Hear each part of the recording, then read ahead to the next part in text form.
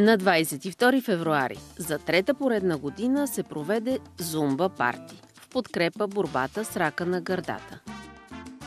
Събитието се състоя в 11 града в страната.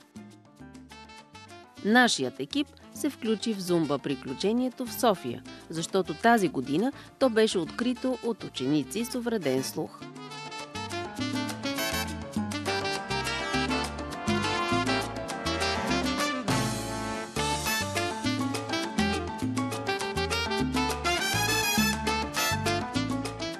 Ракът на гърдата е най-широко разпространеният рак сред жените и е на второ място като причина за тяхната смъртност. Ранното откриване и подобренията в лечението на тази коварна болест показват, че все повече жени се справят с заболяването. Статистиката сочи, че 1 от 8 жени ще се сблъска с рак на гърдата в някакъв момент от живота си. Не случайно, това е името на една от най-активните фондации в тази сфера.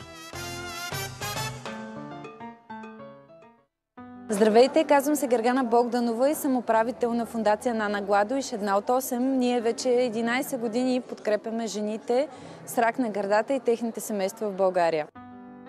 Ние сме фондацията, която Влади и Ваня избраха да подкрепят с благотворителното събитие и вече 3 години работим заедно. Владимир Николов и Ваня Захариева са едно прекрасно семейство, водени от добра кауза. Те са организатори на събитието и ни споделят как се ражда идеята им. Идеята се роди от лично преживяване. Преди 4 години това прекрасно създание се сблъска с коварната болест и в един много труден и тежък момент за нас всички тези прекрасни хора, които виждате на това събитие, целият зумба свят застана зад нас и ни помогнаха в този тежък момент. Така се роди идеята на следващата година още. Тя беше с банданата още, в която ние почувствахме нуждата да кажем благодаря на тези хора и така се включихме в инициативата Party in Pink и това е нашето благодаря към всички хора, които имат сърца да подкрепят други хора, които са в нужда. Защото никой не е застрахован, за съжаление. Ученици с увреден слух от Софийското специално училище бяха част от събитието и подкрепиха каузата с 2 свои изпълнения. А в танците ги ръководиха техните учители Камелия Захариева и Тодорка Иванова. Те споделят какво означават танците за едно глухо дете. Здравейте, аз се казвам Камелия Захариева и съм специален учител в училището за глухи дечица. Работя с ученици от 1 до 4 клас, но вода и танци и синхронно пеене с тези прекрасни деца тук зад нас, които са уникални. Здравейте, казвам се Тодорка Иванова. Учител съм по слухоречева рехабилитация към училището за деца с увреден слух, град София. Преди повече от 10 години ми беше предложено да стана втори ръководител на групата за синхронно пеене и танци Жестим Плюс. Приех с голямо желание и разбира се с голяма надежда, че мога да бъда полезна не само като учител по слухоречева рехабилитация, а и в извънкласните дейности.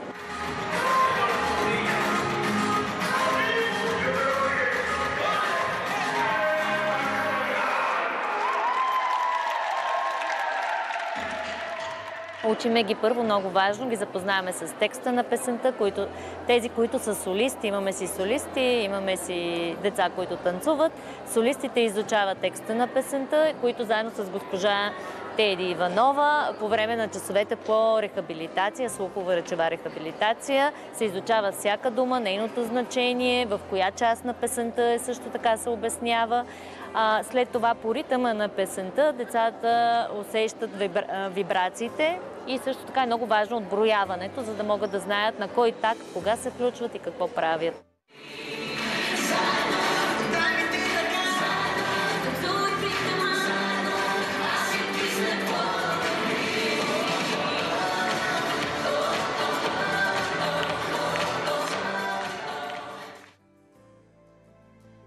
Това са моите приятели.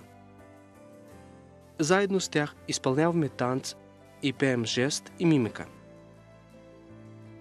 Желая на всички да са живи и здрави!